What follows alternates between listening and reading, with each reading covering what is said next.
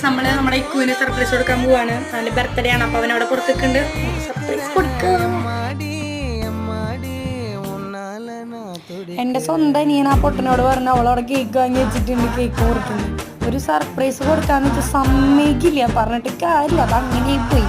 അങ്ങനെ കേക്കൊക്കെ മുറിച്ച് അതിനിടയ്ക്ക് ഒരു ഡയലോഗ് പറഞ്ഞു, നീ പറഞ്ഞിട്ടുണ്ടെങ്കിൽ ഞാൻ നല്ല ഡ്രസ് ഇട്ട് വന്നിരുന്നു, അതുകൊണ്ടാണ് അവൻ ഈ കോസ്റ്റ്യൂം ഇട്ടത്.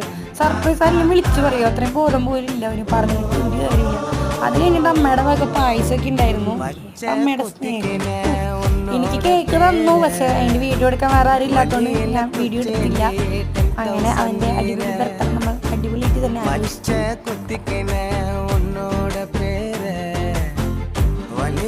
കൊച്ചേണ്ടി 10,000